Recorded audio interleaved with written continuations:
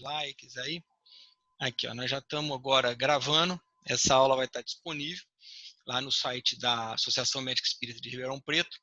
Venho aqui em nome da AME, Décio, mais uma vez agradecer por tudo que você faz aqui pela AME Ribeirão, pela AME São Paulo, AME Mato Grosso, AME Internacional, AME Brasil. A gente conhece o seu trabalho, sou um fã de carteirinha seu, te agradeço muito pelos estudos, pelos livros, que vem muito acrescentar no nosso conhecimento, principalmente no meu, muito pequeno ainda, né? E o Décio, ele é o presidente da AME lá de Mato Grosso e é vice-presidente da AME Internacional também. O Décio ele começou lá em Santos, né, junto com o nosso irmão, amigão, Flávio Brown também. E depois ele acabou indo lá para o centro do Brasil ali, né? Mais uma vez, Décio, seja bem-vindo, o espaço é todo teu. As perguntas vão sendo feitas no final, as pessoas vão entrando aqui. Eu vou mudar o microfone de todos os participantes. Nesse momento só vai ficar o do Décio, inclusive o meu eu vou mudar também, sair com a minha imagem, porque fica o Décio fazendo a sua exposição, tá? Deixa eu só mudar aqui, mudar de todo mundo, desmudar. Pronto. Aí depois, os participantes nesse momento, você, o do Décio eu vou desmudar. Só está eu e o Décio com o microfone ligado, os outros participantes não vão ter mais acesso a poder ligar o microfone. Quem quiser faz pergunta pelo chat ou levanta a mãozinha aqui no final da aula, tem uma mãozinha aí do lado, né, no chat, acima do chat, onde está escrito participantes, que só assinar que eu libero o microfone, a pessoa faz perguntas ao vivo aí, tá? E, então, Décio, é todo teu, mais uma vez, muito obrigado. E quando você começar a falar, aí eu vou tirar a minha imagem, meu microfone, para ficar só a sua, porque nós estamos como co-host, que senão fica aparecendo a minha imagem, tá bom? Beleza. Bom, Tássio, primeiro eu agradecer o convite da AME, né? E essa oportunidade de a gente estar falando desse tema, que é um tema importante. E assim, eu já tive ilusão uma época de que isso era uma coisa que já estava muito bem estabelecida e que a gente não precisava mais ficar transitando sobre esse tema. Mas, infelizmente, é uma coisa que a gente precisa estar o tempo todo reforçando, apesar de, teoricamente, a base já está muito bem formada, a base conceitual, filosófica, prática, empírica, a gente ainda tem assim muita dificuldade por causa de algumas influências, de alguns interesses que existem, e até alguns grupos equivocados mesmo, estão bem intencionados, mas são equivocados, que é com relação à bioética do início da vida, né? O nosso tema de agora. Então, eu gostaria de começar fazendo uma explanação rápida sobre o que é ética, né?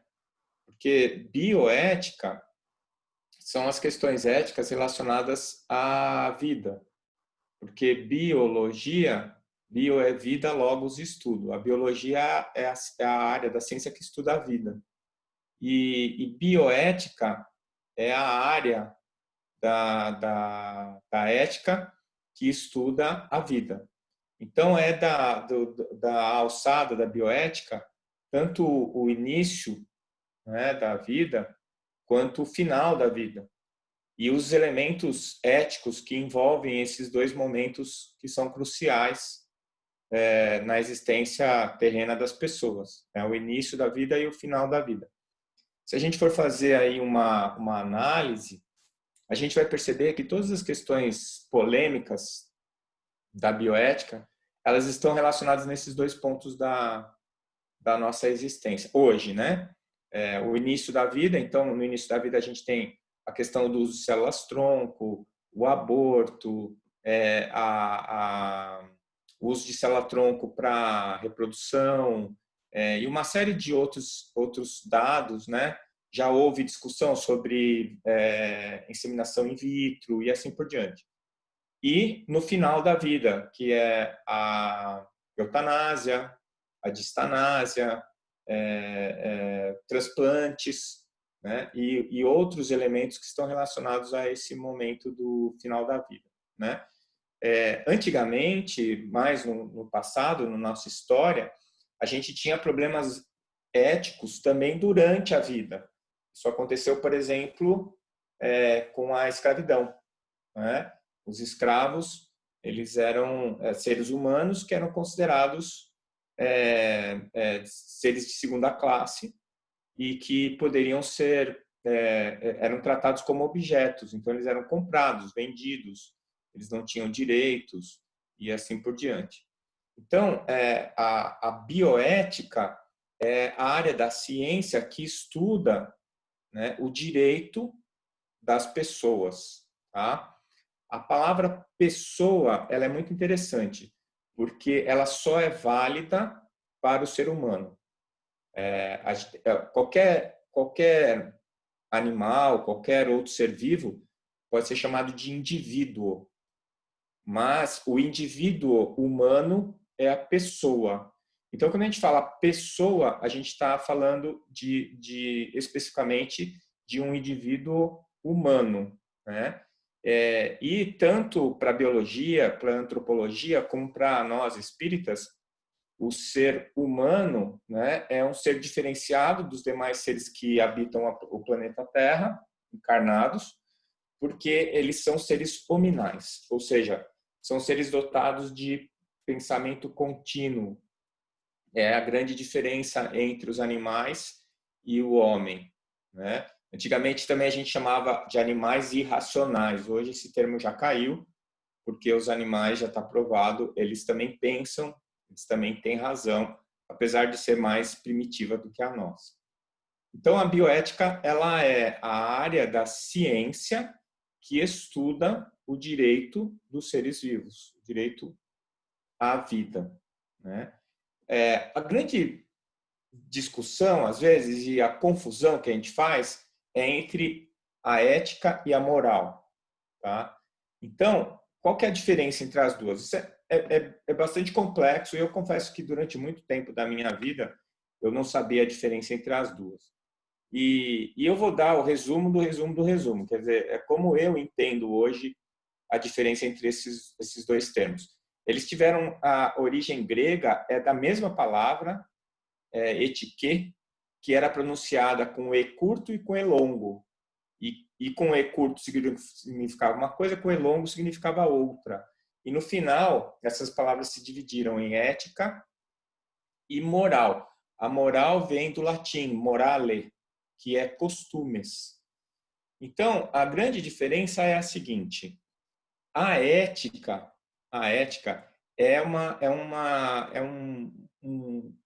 uma parte da ciência e que ela vai estudar e buscar o desenvolvimento pleno do ser humano. E ela se preocupa com o bem-estar de todos os seres humanos, tá? Eu não vou entrar na parte da ética com os animais, porque aí fica mais confuso. E acho que nós estamos tratando de um tema já bastante difícil, nós vamos deixar isso de lado. Apesar que, para nós, ou pelo menos para os espíritas que têm estudado o assunto, e eu cito aqui como grande referência a doutora Elivênia de Santos Prada, a questão espiritual dos animais, eles são almas como nós. A diferença é que eles são mais primitivos. Como eu disse anteriormente, eles ainda não são dotados de pensamento contínuo, mas eles são almas como nós. Então, a princípio, a ética protegeria esses seres vivos tanto quanto protege a nós, né? Quanto preza pela a nossa existência e o nosso bem-estar. Já a moral, ela é aquilo que a sociedade imagina que é certo e age como se fosse certo. Então, a moral, ela varia com o lugar, com a cultura e com o tempo. Ou seja, em um mesmo lugar, em uma mesma cultura, uma coisa que pode ser considerada certa num determinado momento, em outro momento pode ser considerada errada. E eu volto a usar o exemplo da escravidão. Então, aqui no Brasil já foi lícito imoral ter escravos. Naquela época, você podia comprar uma outra pessoa e levar para sua casa e usar ela como se ela fosse um objeto, né? Isso também já aconteceu com as mulheres, né? As mulheres não tinham alma, os negros não tinham alma, e hoje, para a maior parte das pessoas, ou para uma grande parte delas, os animais não têm alma. Então, quando você tira a alma do ser, ele perde os seus direitos, né? Moralmente falando. Mas o interessante da gente chamar a atenção é que mesmo na época da escravidão, em que ela era moralmente aceita, ela não era ética. Por quê? Porque ela feria gravemente os direitos de um grupo de pessoas, de um determinado grupo de pessoas. Então, todas as vezes que eu estiver diante de uma decisão ética, de um problema moral, e eu precisar decidir se eu aceito aquilo como certo ou não, eu preciso perguntar se alguém, se algum ser vivo, se algum ser humano, pelo menos, vai estar sendo prejudicado. Se ele estiver, se houver alguém que está sendo prejudicado, não é ético, mesmo que seja moral. Então, vou dar um exemplo atual, o aborto. O aborto, quando ele é aceito pela sociedade e a lei do país não considera aquilo como crime, então a sociedade está dizendo que aquilo é certo, ou pelo menos que aquilo não é errado. E aí as pessoas podem praticar aquilo e é moralmente aceito. É moral você abortar. Entretanto, quando a gente vai fazer o estudo, e aí nós vamos falar um pouquinho mais com calma sobre isso hoje, quando a gente vai estudar cientificamente quando começa a vida, então a gente vai ver que o feto, ou mesmo o embrião, já são pessoas, ou seja, são indivíduos humanos. E, portanto, se eu libero o aborto, ele pode estar sendo bom para a pessoa, para a mulher, para o pai, para a sociedade, mas ele não está sendo bom para o indivíduo que está sendo abortado. Portanto, ele pode ser moral, mas não vai ser ético. Nunca vai ser ético. Então, essa diferença básica, porque a ética, a gente pode até não conhecer, não saber qual é o correto na ética, se nos faltarem informações científicas, informações técnicas. Entretanto, o que é ético sempre foi e sempre vai ser. O que não é ético nunca foi nem nunca vai ser. Entretanto, a moral ela muda com o tempo, com a cultura e com a sociedade, né? Mesmo que a ciência já tenha provado que é um indivíduo, como o exemplo típico do aborto, tá certo? Então, existe uma prova científica, existe um consenso de que a vida começa na fecundação. Entretanto, muitas culturas, muitos países, muitas sociedades aceitam o aborto. Então, ele é moralmente aceito. Vamos supor que no Brasil saísse uma lei liberando o aborto. Então, a gente está transformando o aborto em algo moralmente aceito, mas ele continua antiético, certo?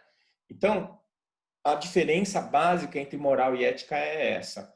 A gente vive segundo os nossos padrões morais, mas nós devemos buscar os padrões éticos.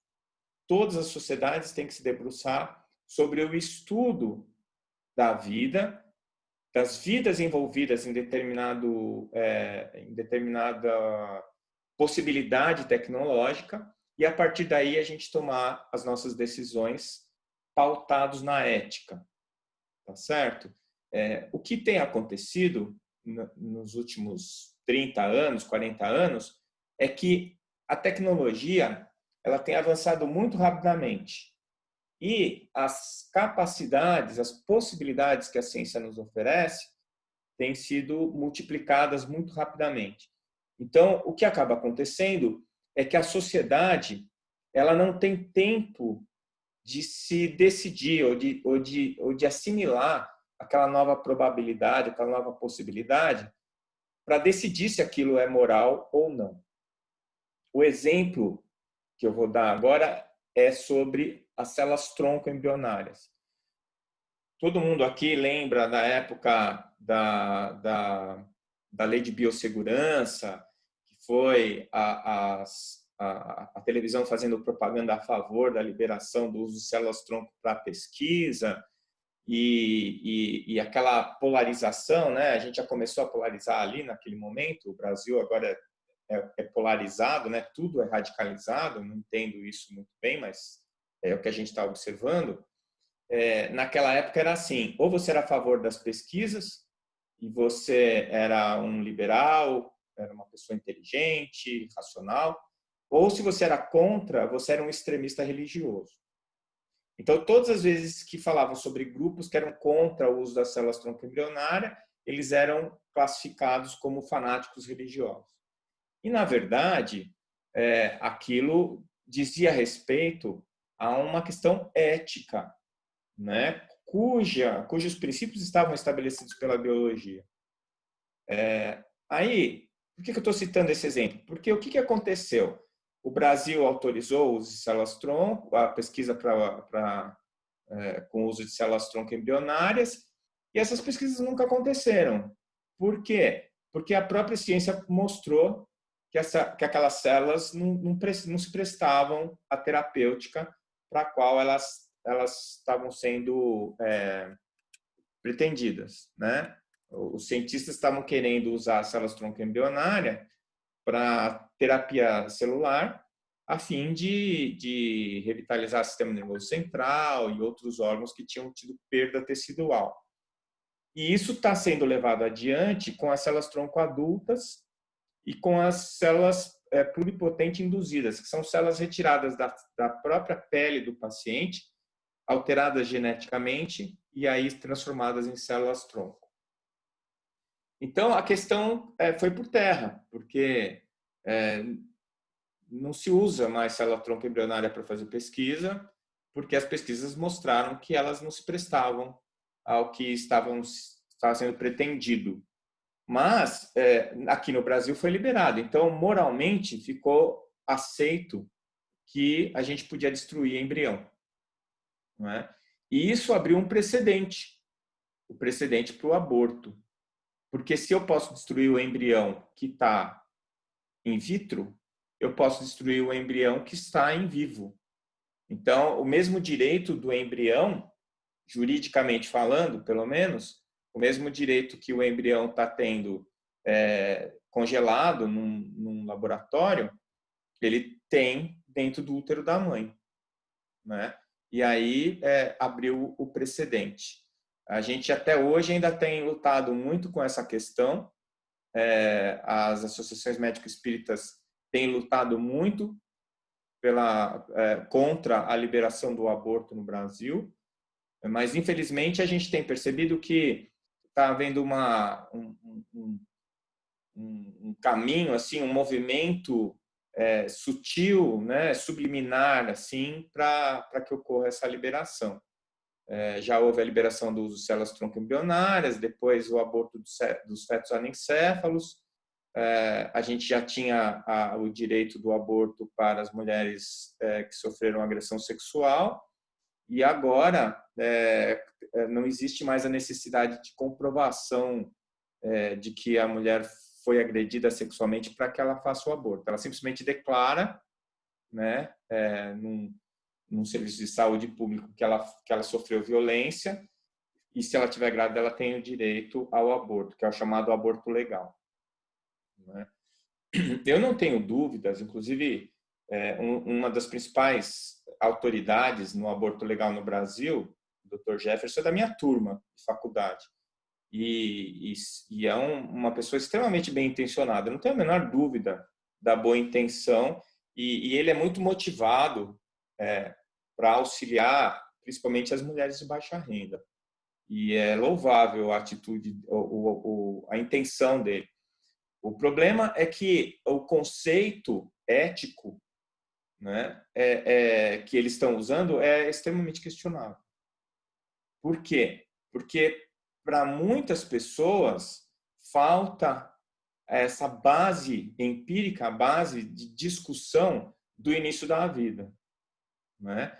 E quando a gente vai buscar esse dado, quando começa a vida, a gente vai buscar na biologia, na embriologia, a gente vai buscar na genética, a gente vai buscar na obstetrícia, que são as áreas da ciência que estudam o início da vida.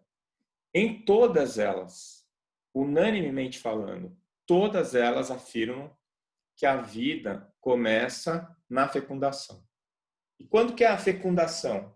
A fecundação é o momento exato em que o espermatozoide se funde com o espermatócito da mulher, que a gente chama de óvulo, mas na verdade ele não é um óvulo ainda. Ele é um espermatócito. Um ovócito. Um ovócito secundário. Então, esse ovócito, que é o que a mulher ovula, ele vai se juntar na hora da fecundação, o espermatozoide entra no ovócito, esse ovócito ainda vai sofrer uma divisão celular para que o núcleo dele se funda com o núcleo do espermatozoide. E nesse momento se forma o zigoto, que é uma célula absolutamente original.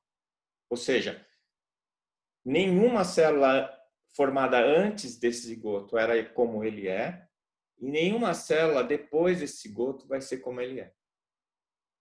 A única possibilidade de ocorrer um outro zigoto igual a esse é que ele, em vez de desenvolver um embrião, ele se divida em 2 zigotos e dá os gêmeos monozigóticos. Por isso que se chama monozigótico. É o mesmo zigoto que dá 2 zigotos e cada um desses 2 zigotos vai dar 2 indivíduos. Então, nesse caso, eu estou tendo os gêmeos idênticos, que são biologicamente idênticos, ou seja, eles têm as mesmas informações genéticas no seu núcleo, os mesmos genes no seu núcleo e o mesmo cromossoma mitocondrial, né? Então, tanto o citoplasma quanto o núcleo desses 2 indivíduos são exatamente os mesmos. É engraçado quando eu penso nisso, porque quando eu era mais jovem, mais novinho, tinha aqueles filmes de ficção científica em que eles faziam clonagem de seres humanos e aí saíam vários seres humanos iguais e que eram a mesma pessoa, falavam junto, pensavam igual. Esse é um pensamento típico do determinismo genético, ou seja, quando a gente achava que o ser humano era os seus genes, né? Tanto que quando o Crick demonstrou o DNA, todo mundo chamava a molécula divina, né? Porque era a molécula da vida, era a geradora da vida. A gente tinha essa falsa ideia de que os genes eram a alma e que o estudo da genética ia afastar a questão espiritual. E hoje a gente já sabe que os genes nada mais são do que softwares. São programas, instruções que são ligadas ou não. Então, através da expressividade gênica, eu vou poder fazer com que aquele gene se manifeste ou que ele fique desligado, como os apps do seu celular. Se você olhar o seu celular, tem lá um monte de apps, que são programas, são softwares, que vão funcionar ou não. Depende se você vai ativar eles ou não. Então, os nossos genes são exatamente isso. É um conjunto, um pacote de softwares que você vai ter no início da sua vida.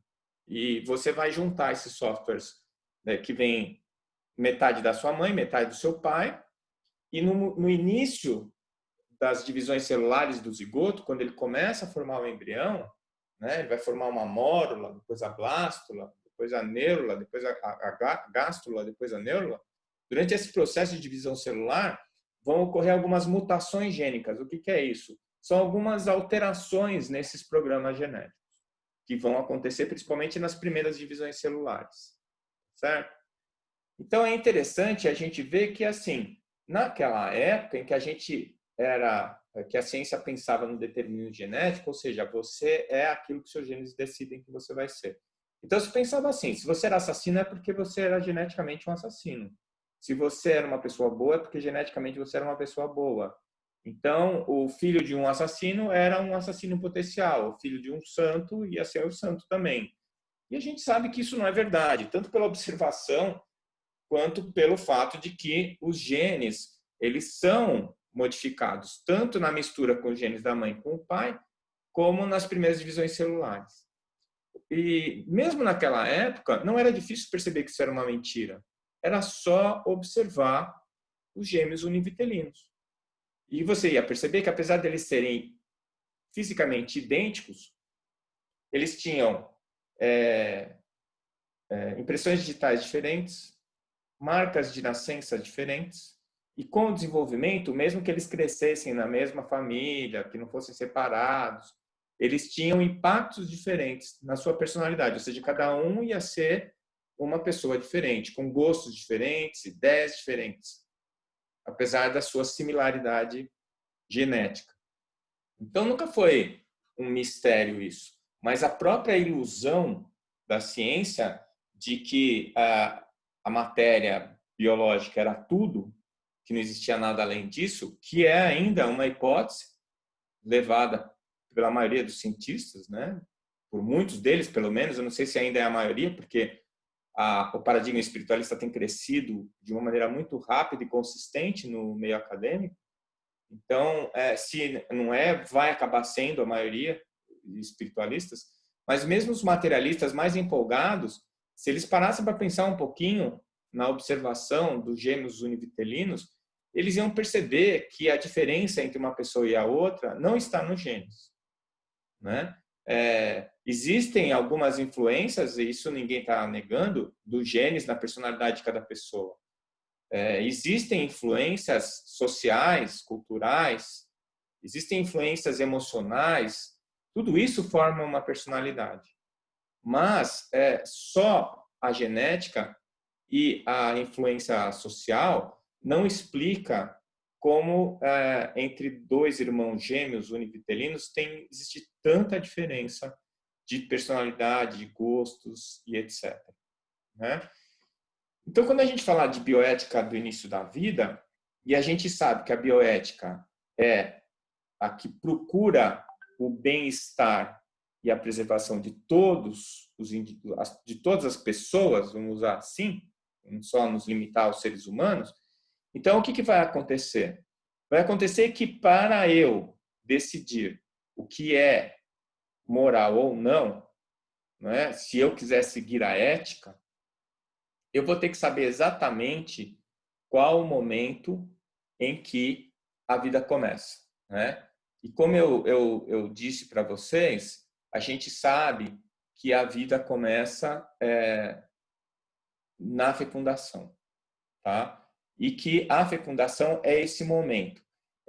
Eu digo que a fecundação é esse momento da junção do espermatozoide com o ovócito, por um motivo bastante claro.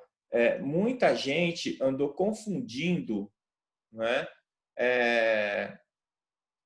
a fecundação com a nidação. Né? A nidação é um momento em que o embrião ele vai se instalar na parede uterina. Né? A obstetrícia, ela considera o início da gestação na nidação. Então, isso gera uma questão conceitual que abre uma fenda, muitas vezes, na questão moral. Por quê? Por exemplo, se você for questionar a pílula do dia seguinte, a pílula do dia seguinte é uma dose bastante alta de hormônio. Se a mulher ainda não ovulou, essa pílula vai inibir a ovulação e aí ela não engravida.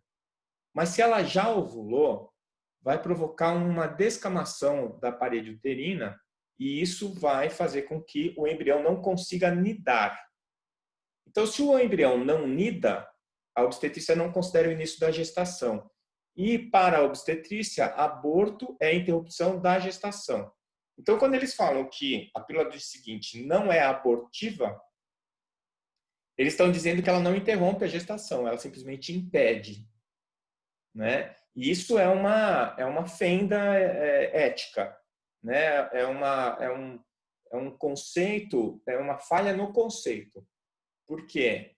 Porque se eu tenho um embrião que ainda não nidou, ele já é uma forma de vida, ele já é uma pessoa, tá?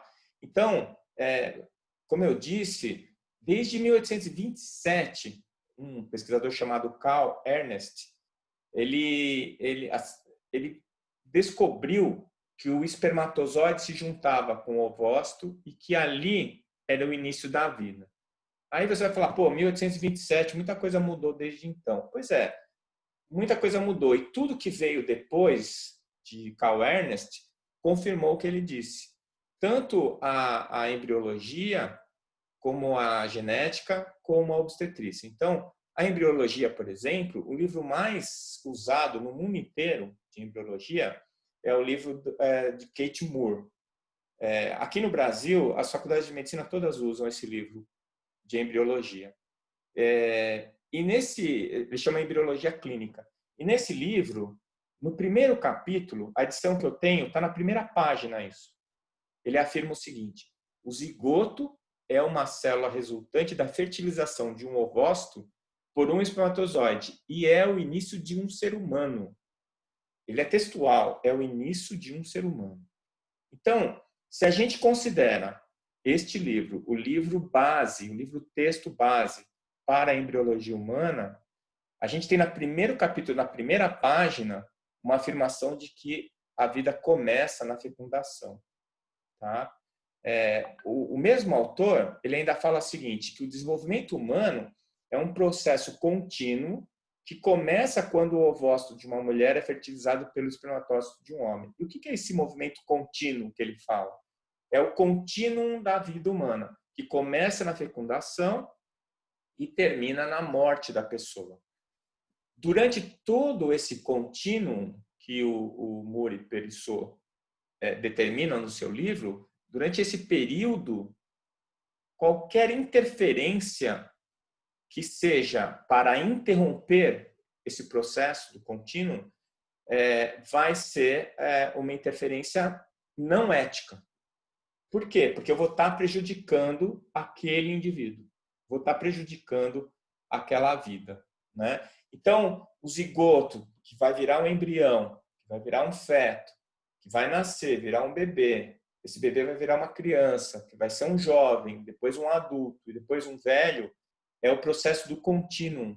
E ele precisa ser preservado e respeitado, e quem garantiria esse respeito e essa preservação é a ética, não é?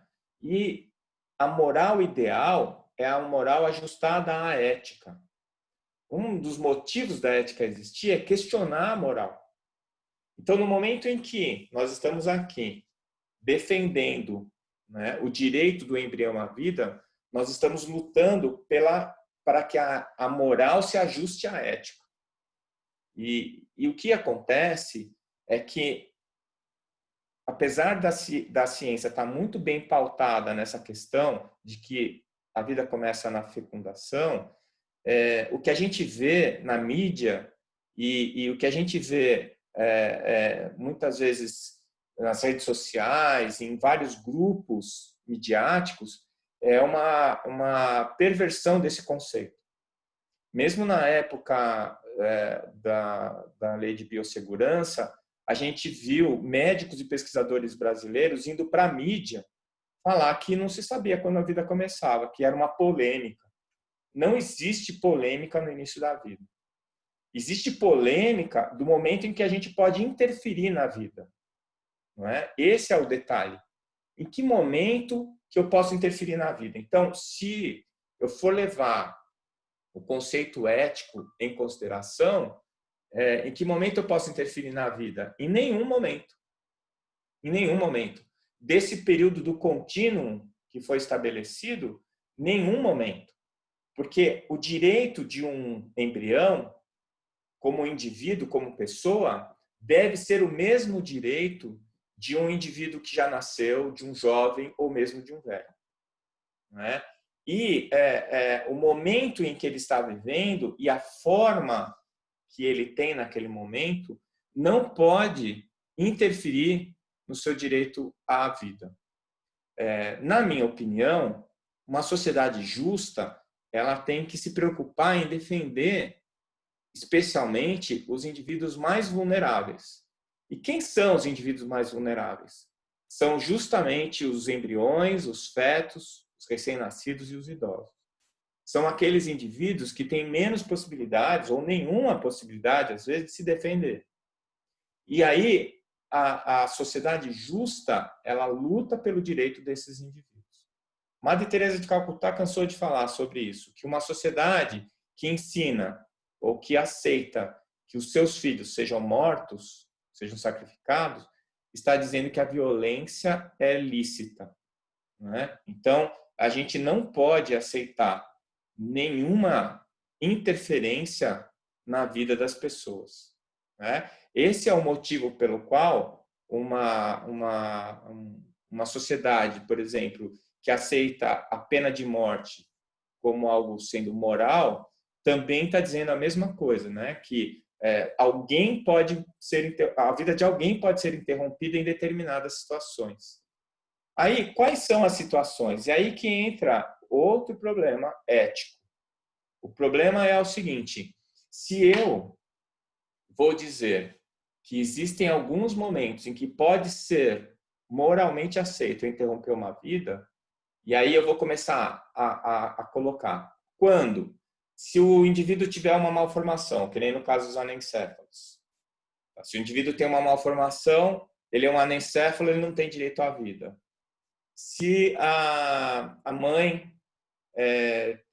por algum motivo, não quer ter o filho, então, como ele ainda é um embrião ou um feto, ele não tem direito à vida. O velho. Então, se o velho estiver dando despesa e ele for, por exemplo, um paciente com Alzheimer ou com uma outra alteração do tipo, então ele pode também não ter direito à vida. Quem vai decidir? Quem vai decidir quem tem direito à vida e quem não tem? Se não é a ciência, se não é a evidência científica, se não é a ética, quem vai decidir? A sociedade. Então, o Terceiro Reich decidiu que os judeus não tinham direito à vida. Não é? Houveram várias guerras com a chamada limpeza étnica, em que determinado grupo de pessoas, seja pela sua formação cultural, seja pelo local onde nasceram, seja pela religião que abraçam, eram perseguidas e mortas. Por quê? Porque a sociedade decidiu que elas não tinham direito à vida. Quem decidiu que os negros podiam ser escravos? Quem decidiu que a mulher não tinha direito a voto, não tinha direito de estudar? Quem decidiu? E se a gente está usando um critério hoje baseado nas influências sociais deste momento que a gente está vivendo hoje, quem me garante que no futuro não haja uma troca de poder e o que hoje é considerado não desejável, amanhã é considerado desejável e eu vou perseguir quem me perseguiu? Então, só pensar um pouquinho que a gente vai perceber como isso tem uma consequência grave no caminho ético da sociedade.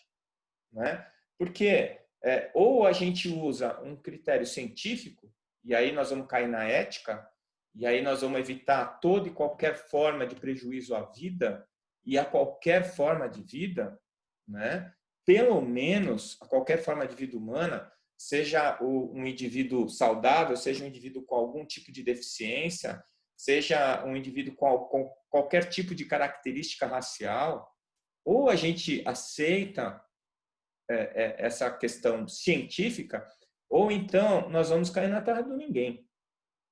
E aí quem vai decidir são os poderosos.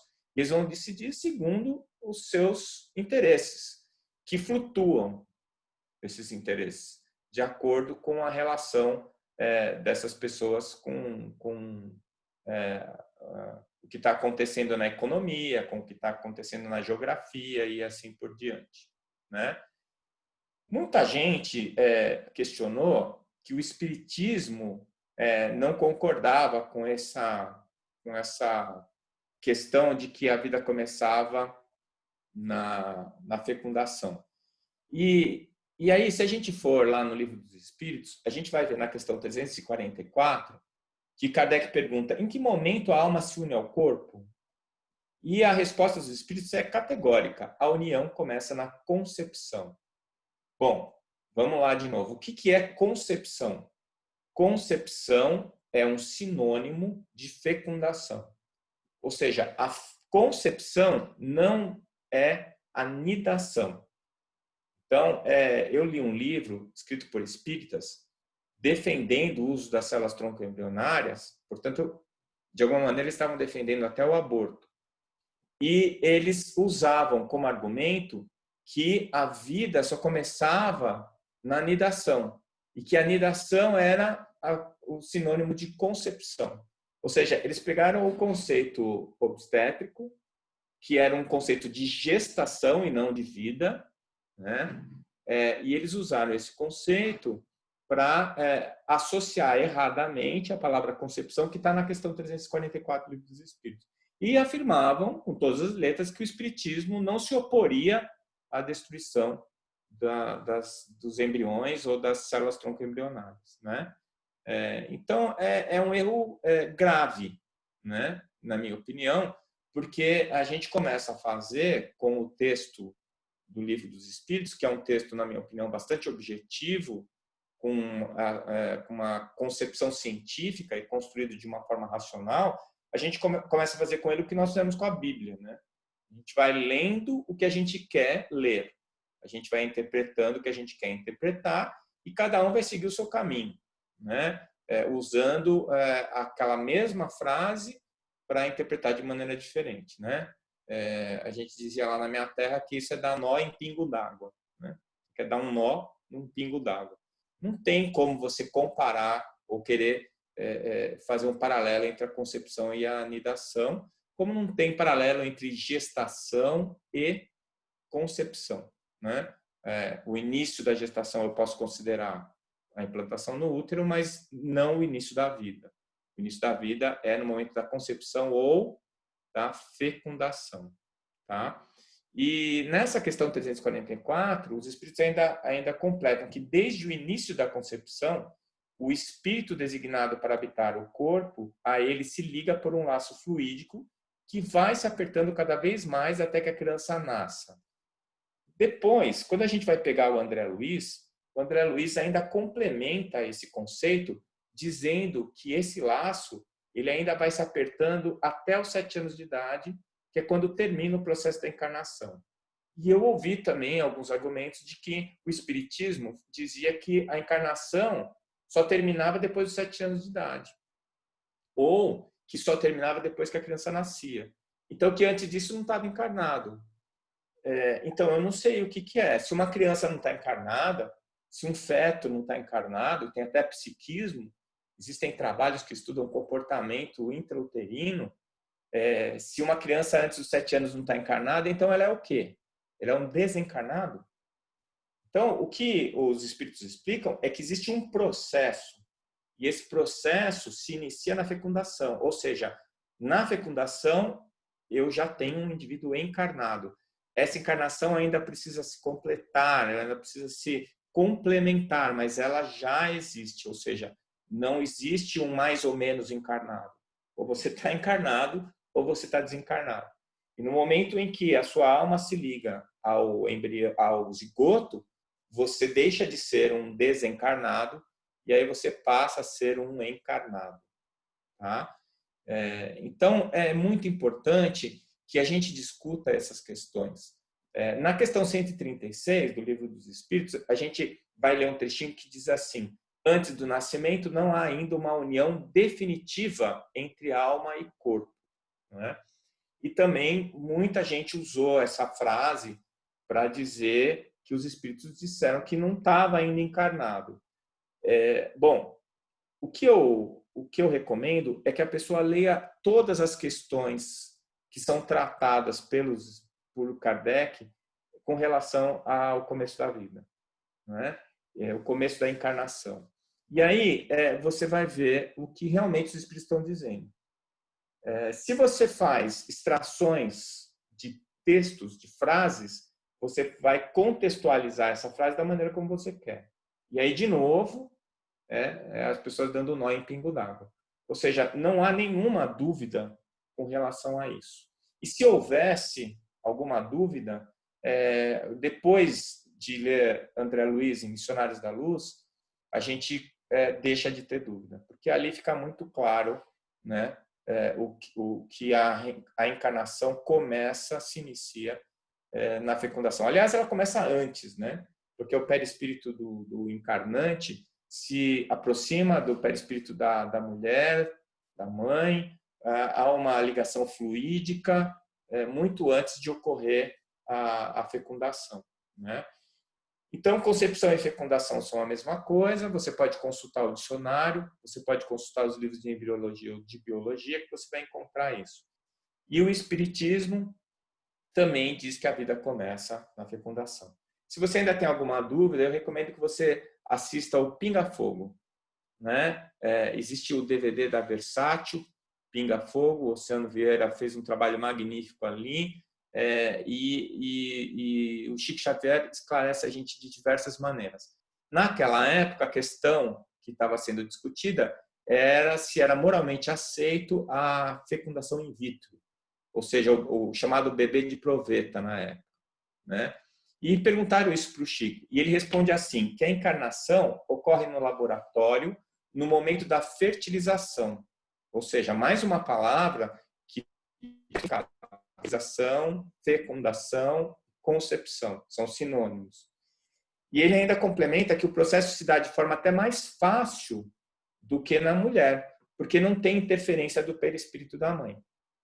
Ou seja, ele está afirmando novamente que a vida começa na fecundação ou na fertilização. E o interessante é que quando a gente vai estudar fertilidade hoje em dia, e hoje é uma área da obstetrícia que está crescendo bastante, porque as mulheres estão tendo filhos mais tarde, elas estão estudando, elas estão fazendo a formação profissional delas, e elas vão constituir a família mais tarde. Então, como elas estão engravidando mais tarde e a fertilidade da mulher depois de uma certa idade diminui, então essa área da obstetrícia está crescendo bastante. E as técnicas de fertilização in vitro, né, que é o que antigamente o pessoal chamava de bebê de proveta, ela tem um índice de sucesso que é maior do que em vivo. Ou seja, o Chico já disse isso e hoje a gente comprova que a porcentagem de embriões que fecundam e que de fertilizações que fecundam e dão embriões viáveis no in vitro é de até 40%, dependendo da técnica.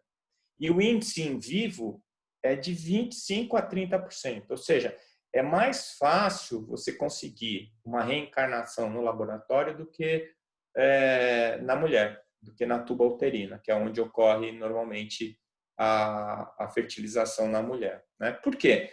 A gente viu a história da reencarnação de Segismundo.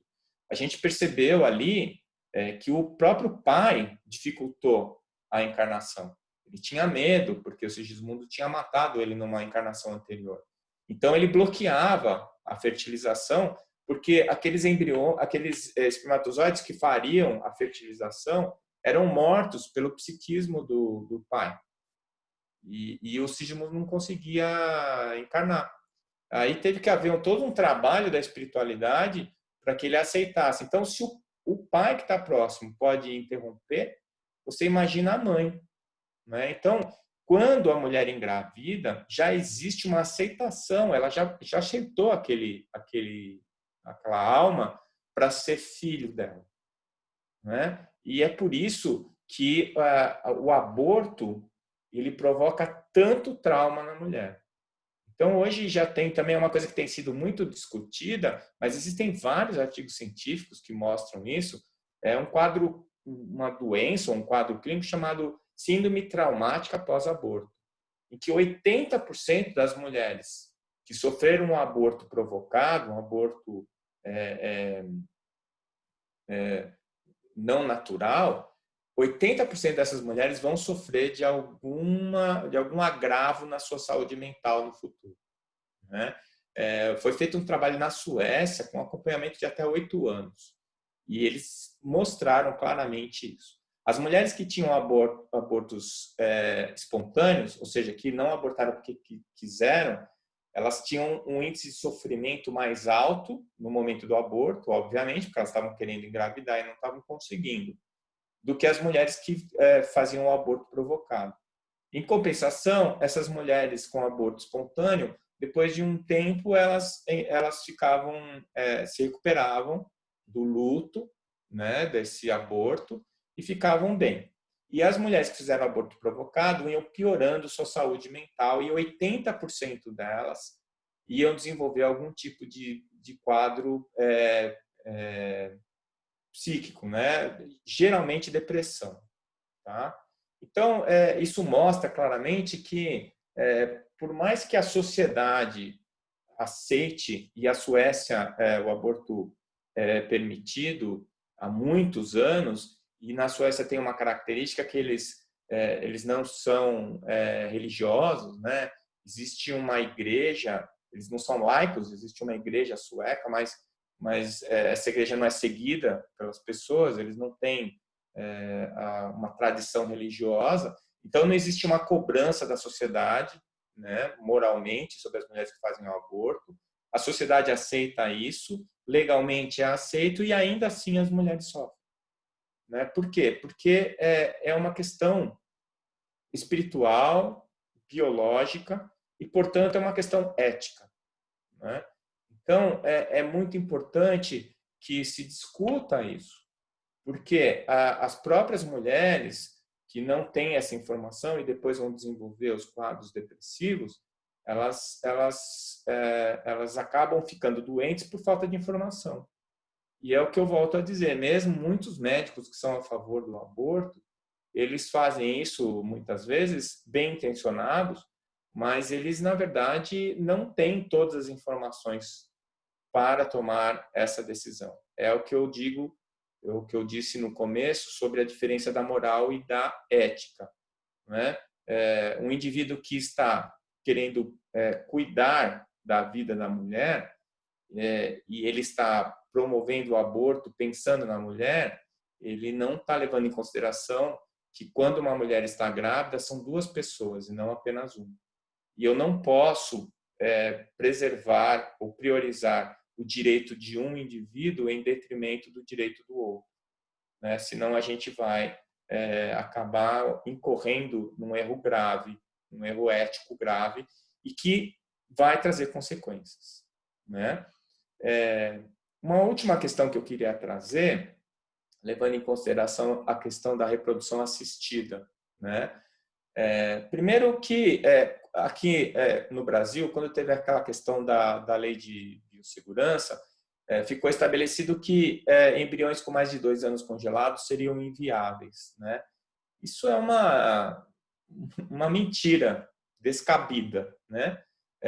Os embriões congelados, mesmo com mais de 3 anos, são viáveis. Existem vários exemplos, né? Aqui no Brasil tem uma criança chamada Vinícius, de 8 anos, que ficou 8 anos congelada. Ela estava com 3 anos há uns 4 anos atrás, mais ou menos, né? Deve estar com 7 anos hoje, aqui no Brasil. No Reino Unido, tem gêmeas, Abigail e Gabriele, que ficaram 11 anos congeladas, embriões 11 anos congelados. Nos Estados Unidos, uma criança, a Laina, ficou 13 anos o embrião dela congelado. Ou seja, o espírito está lá, Tá. O espírito fica congelado 13 anos? Fica. Ele fica encarnado, mas ele não está congelado, né? O espírito não fica congelado, mas ele está encarnado. E ele tem duas opções. Ou ele fica dormindo, miniaturizado, né? O perispírito dele diminui para se adaptar e fazer a conexão, como aconteceu com o Sigismundo, por exemplo.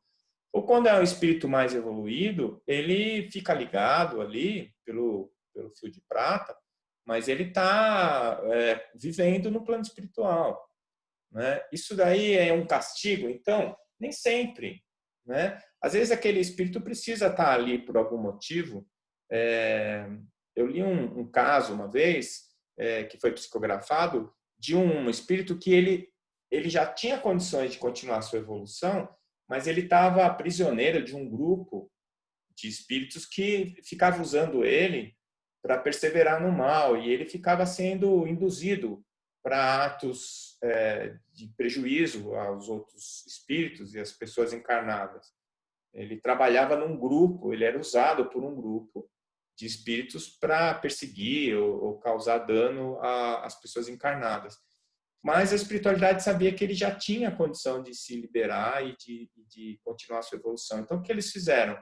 Eles provocaram uma encarnação compulsória desse espírito num embrião que estava congelado, e aí ele ficou ali miniaturizado e congelado, inconsciente, e o grupo dispersou. E aí ele teve a oportunidade de reencarnar, livre de fazer livre para fazer continuar a sua evolução. Então, esse é um exemplo só. A gente pode citar outras possibilidades, várias, né, de situações como essa. Aquele espírito precisar reencarnar com aquele pai, com aquela mãe, ou ele ter uma necessidade daqueles genes específicos para a sua missão, e assim por diante. A gente sabe que Deus não castiga, né? As condições também não são aleatórias, sempre existe uma causa, né? Uma probabilidade que aquilo aconteça maior, e aí a gente conhece muito pouco do prontuário, né, de cada espírito para a gente entender exatamente o que está acontecendo com cada um deles. O que me preocupa na reprodução assistida não é o ato da reprodução assistida em si. Eu acho que o casal tem direito de tentar o seu filho biológico. Muita gente critica, fala, então adota. Não é tão simples, né? Como dizia minha avó, pimenta nos olhos dos outros é refresco.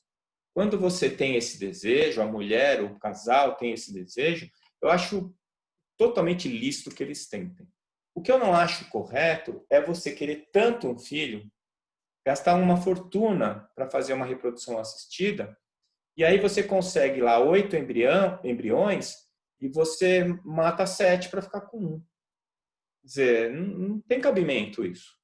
Então, o número de embriões produzidos, eles podem não ser todos utilizados pelo casal. Vamos supor que tenha 4 embriões terem conseguido se desenvolver e serem viáveis. 4 embriões. Mas o casal quer ter um filho, depois mais 2 anos quer ter outro, aí pronto, 2 filhos está bom. Sobraram 2 embriões. O que fazer com esses 2 embriões? Descartar? Seres humanos não são descartáveis. Mas o casal não quer mais. Bom, ou então, faz só um número de embriões, tenta só o número de embriões que pretende ter de filho, e isso as pessoas não fazem porque é caro, porque o índice de sucesso é de 1/4, então, no mínimo 4 embriões são produzidos para você aumentar a chance de pelo menos um dar certo. Ou então, você põe para adoção aqueles embriões. Existem casais em que eles não podem produzir o embrião, né? Mas aí você pode implantar o embrião no útero de uma mulher que vai adotar. Então vai ser um filho adotivo que ela vai gestar, que ela vai amamentar, né? Na Escola Paulista de Medicina tinha um grupo lá que eles falavam dos sem útero, embriões sem útero. E eles tinham um grupo desses embriões que eram viáveis, que estavam congelados, e que eles entraram em contato com os pais desses embriões, e os pais disponibilizaram os embriões para a adoção, e não para a pesquisa. Qual é a diferença? Na pesquisa, eles vão ser destruídos. E aquele espírito vai ter que desencarnar. E na adoção, não. Ele vai seguir a vida dele e ele vai ter o pai e a mãe dele. Então, eu vou parando por aqui com um filósofo francês que eu gosto muito, contemporâneo nosso, o Edgar Morin. E ele fala assim que consciência sem ciência e ciência sem consciência são radicalmente mutiladas e mutilantes. Então, eu acho assim, que a gente está diante de um cabedal enorme de possibilidades científicas hoje. Eu acho que isso faz parte da nossa evolução, mas o conhecimento e a possibilidade traz junto a responsabilidade. E quando nós já temos um conceito bem estabelecido, de que a vida começa na fecundação, ou concepção, ou fecundação, ou fertilização, e a gente sabe que, pela ética, nós temos que preservar o direito de todos os seres humanos, de todas as pessoas, então a gente não pode ser a favor da destruição de embriões em nenhuma hipótese. Em nenhuma hipótese. Né? Se a gente começar a escolher quem merece viver e quem não merece, a gente vai cair num erro que nós já cometemos no passado e que trouxe grandes catástrofes para os seres humanos. Então, com isso, eu me coloco à disposição. Se alguém tiver algum questionamento, alguma observação, quiser fazer algum questionamento, eu estou à disposição. Está me ouvindo, Décio? Está me ouvindo? Meu som suspendeu por um minuto aqui. Estou te ouvindo. Tem algumas perguntas aqui, Décio, feita aqui pelo Facebook, mas é muito interessante esse assunto. Eu acho que assim é fundamental nos dias de hoje, principalmente na área médica, porque a gente vê alguns colegas tendo algumas atitudes por falta de conhecimento mesmo, né? E eu acho que o conhecimento vem trazer muito discernimento. E a vida humana, dentro de um convívio social que nós temos, e as posturas das pessoas muitas vezes são antagônicas. Eu vejo isso hoje em dia, por exemplo, se atende nessa pandemia pacientes que pensam em suicídio com medo de morrer. Aí você fala assim, poxa, como que eu vou entender isso? Não é? Você vê uma base psicológica frágil que não aguenta a pressão de uma pandemia de uma sociedade e a pessoa pensa em se matar com medo de morrer. Né? Então, onde chega, às vezes, esses distúrbios psicológicos, até pontos psiquiátricos do ser humano. E dentro da fertilização in vitro, a gente tem alguns trabalhos que mostram, eu estava lendo quando eu escrevi o capítulo lá na AME, que muitas mulheres têm o sonho de ser mãe, fazem a fecundação, engravidam e depois brigam com o marido, fica sabendo de uma traição ou algo assim, vai lá e aborta essa fecundação in vitro. Então a pessoa ficou 4 ou 5 anos tentando uma fecundação, sonhando em ser mãe, quando consegue, aborta por causa de desavenças conjugais. E isso acontece. E eu lembro que nesse trabalho que eu estava lendo tinha escrito 91 casos, assim, até me assustou. Falei, nossa, coisa que a gente às vezes nem imagina dentro desse paradoxo da nossa sociedade. Você sabe que isso é o problema porque a pessoa não vê a criança como um indivíduo. E também tem uma herança do determinismo genético. Tipo assim, o filho vai ser uma cópia do pai. Então, eu já vi muito argumento assim com relação ao estupro. O filho do estuprador vai ser estuprador também. O filho de bandido vai ser bandido. É outra pessoa, é outra alma, é outro espírito, né? Não tem nada a ver com o outro, com o espírito do pai. Tem a ver a questão genética, mas fora isso é tudo independente, né? Então é necessário que haja um esclarecimento maior desses conceitos básicos, né? E a gente chega a ponto, algumas coisas que a gente observa que não são discutidas, né? Principalmente para aquelas entidades pró-aborto, realmente tem uma mistura entre fecundação, nidação. Quando começa a vida, alguns neurologistas acham que é quando começa a formação do neurônio, mas já tem o coração formado. Então, assim, na verdade, se deturpa muitas histórias e fica se discutindo, né? muitas vezes quantos dentes tem o cavalo, mas não vai lá ver realmente se o cavalo tem aquela quantidade de dentes discutido. E a gente observa que não se discute os aspectos psicológicos das mulheres que praticaram o aborto, né? Tem um trabalho na Suécia, como você relatou, dessa, que é muito importante isso.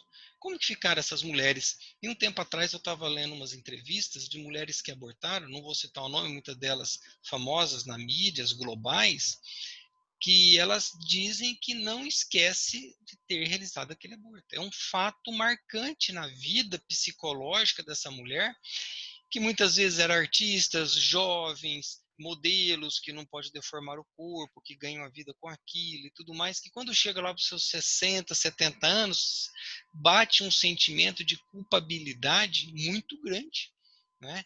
E E tá, carrega esse peso, né? você sabe que existe uma descrição psicológica desse quadro que é chamado luto encapsulado. Isso acontece também nas mães que abortam os fetos anencéfalos. Então, o que acontece? Ela, a partir do momento que ela engravida, ela é mãe.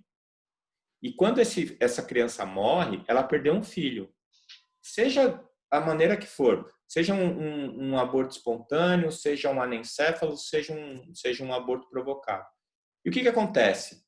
Não tem nome, não tem funeral, não tem como desenvolver o luto. Então fica um luto encapsulado.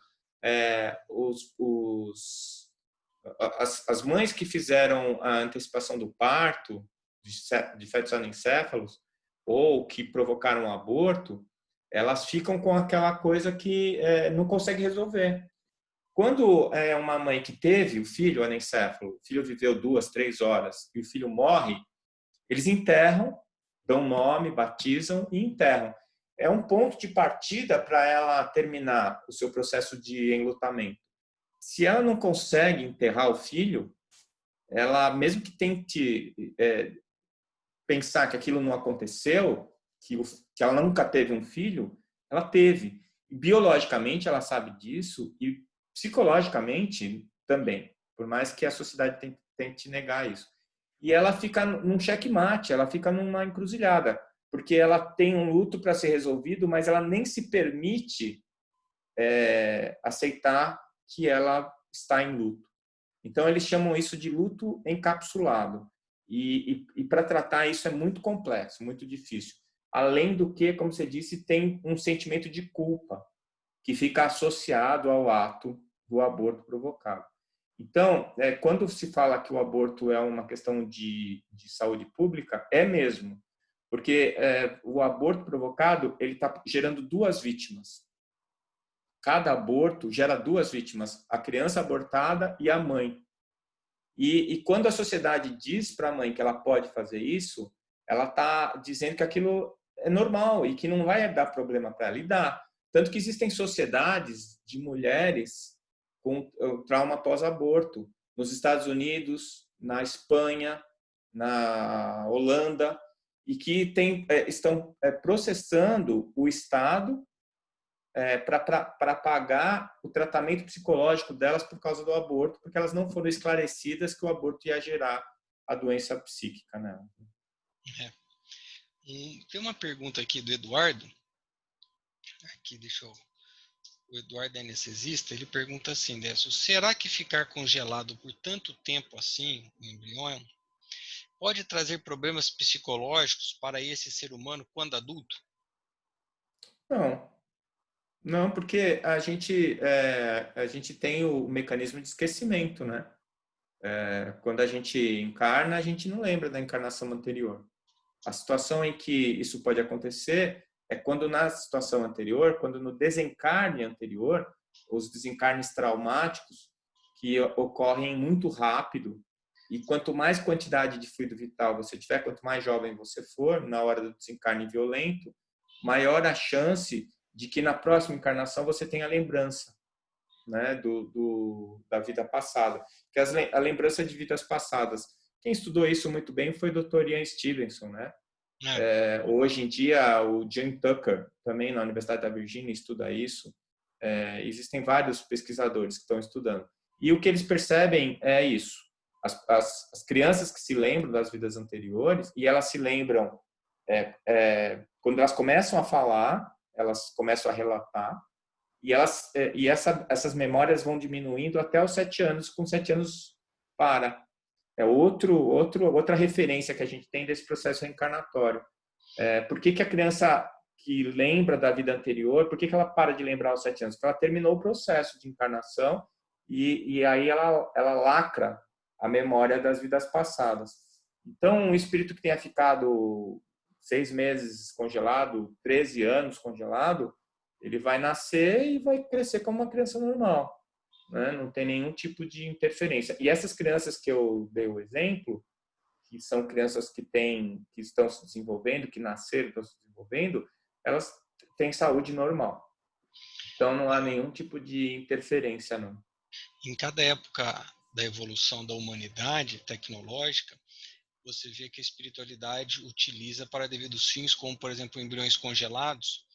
Tem também relatos de espíritos, aonde, por exemplo, homens-bombas que destrói totalmente o seu perispírito, tornando uma matéria amorfa, para iniciar um processo de reestruturação perispiritual, um princípio, um início, são ligados a esses embriões, né? Num estado de mutismo, né? Aonde eles vão reestruturando ali a sua estrutura perispiritual devido o ato, por exemplo, da explosão de uma bomba e causando mortes para muitos e inclusive para eles.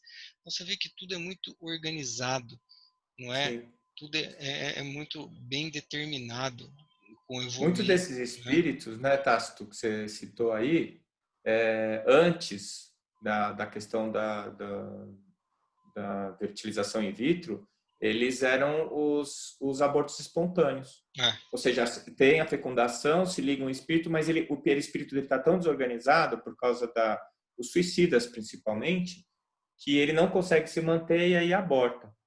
E aí eram situações em que ou a mãe e o pai tinham algum compromisso com esse espírito, e essas reencarnações são fundamentais, então isso que não pode ser esquecido, né? Um espírito que é mal formado, ele precisa daquele período. Um anencefalo, ele só vive 2 horas. Imagina, ele já estava 9 meses ali, mais as 2 horas.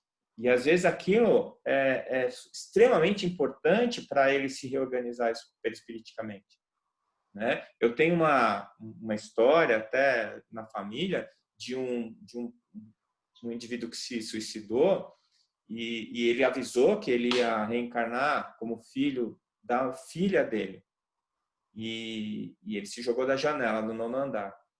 E ela veio conversar comigo, eu preveni ela. Olha, talvez tenha algum problema. E ela teve uma primeira gestação que ele não vingou, ele nasceu mal formado e morreu. E na segunda gestação ele conseguiu nascer e é autista. Então você vê, ele está se recuperando. E ela está sendo um auxiliar importante para ele se recuperar. Então, eu sempre digo assim, para filhos especiais, apenas mães especiais. Uma mulher que vai ter um filho especial, mal formado, ela tem que ser uma mãe especial. Uma mãe dotada de uma amorosidade que é capaz de amar o filho, seja qual for a condição que o filho se apresentar. Né? isso. Todo mundo ama uma criança bonita, inteligente, bem formada. É fácil ser pai e mãe de crianças assim. Agora, você ser pai e mãe de um espírito necessitado que está precisando daquela encarnação difícil e você se voluntariar para ser o pai ou a mãe desse espírito, aí você está dando realmente um testemunho de amor, um testemunho de solidariedade, né, para esse espírito. Então, é muito importante que a gente pense nisso. Quando a gente começar a fazer esse movimento eugênico, que é você abortar toda e qualquer malformação. Então, hoje, a medicina fetal tem condições de predizer quem vai nascer com algum síndrome genético, mal formado, ultrassom morfológico mostra isso, e aí nós vamos começar a abortar todo mundo que tem dificuldade.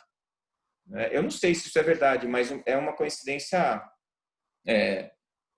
curiosa, no mínimo. A partir do momento que nós permitimos o aborto de anencéfalos no Brasil, O Zika vírus, que era um vírus que já tinha no Brasil, já tinha no mundo inteiro, que nunca deu microcefalia, começou a dar. Houve uma mutação do vírus e começou a nascer um monte de microcéfalo só no Brasil. O Zika vírus só produzia microcéfalo no Brasil. E o Brasil começou a abortar os anencéfalos. Então, pode ser uma bobagem que eu estou falando, eu não tenho prova. Mas que, no mínimo, é para pensar, é. Porque aquele espírito que está ali com aquela deficiência, aquele problema, e está precisando de uma encarnação, e ele não tem o seu perispírito adequadamente organizado na região do sistema nervoso, ele vai precisar de uma ou duas encarnações para se reorganizar. E precisa de uma mãe que tope isso, que aceite ele como filho, para ele poder passar por essa situação. Realmente, a gente observa quando atende no consultório mães de crianças excepcionais, né, as várias deficiências aí, e eu vejo assim, o carinho, o amor que essa mãe ela tem que ser realmente especial, ela tem para São com, mães especiais. inclusive eu tenho uma que ela é grande, a menina é forte, e ela bate, ela arranha, ela tem uma força que quando eu vou examiná-la também é difícil. Eu fico imaginando 24 horas por dia, 7 dias da semana, 365 dias, e a mãe ela não reclama. Às vezes ela fala, estou um pouco cansada, né? Porque você sabe que é um pouco difícil, mas você vê a garra e essas mulheres aí estão de parabéns, principalmente porque muitas vezes os pais, eu tenho muitos pacientes que isso é real, os pais vê que nasce uma criança deficiente ou excepcional, os pais vão embora, abandona e larga a mãe sozinha, né? É. Décio, então acho que não tem mais perguntas aqui, deixa eu ver assim. Até que estão comentando só. Mas ó, gente, obrigado aí a todos. Nós estamos aqui encerrando mais uma live da Associação Médica Espírita de Ribeirão Preto. Essa live vai estar disponível no site da AME, que é ameribeirãopreto.org. Todas as lives estão disponíveis lá. Nós temos uma programação, né? A próxima está aqui em tela. Deixa eu colocar aqui, né? Deixa eu... Essa foi a do Dr. Décio, a de hoje. Semana que vem nós vamos ter do Laure, que é lá de Uberlândia. Depois nós vamos ter do André Luiz Ramos. O André, ele é físico, né? Vai falar sobre física moderna, mediunidade nos pilares da ciência e do amor. Vai ser às 20 horas que ele pediu. E depois nós vamos ter o nosso presidente da Associação Médica Espírita do Brasil, o Gilson, que vem também participar das nossas lives. Dr. Alberto Almeida também, né? Então nós temos uma série aí de aulas e vamos colocando mais nessa pandemia para a gente aproveitar o tempo, né, para instruirmos. Décio, mais uma vez agradeço a todos, o pessoal está parabenizando, muito obrigado por tudo, né? Vou aqui Eu que encerrar agradeço. a do Facebook, estamos encerrando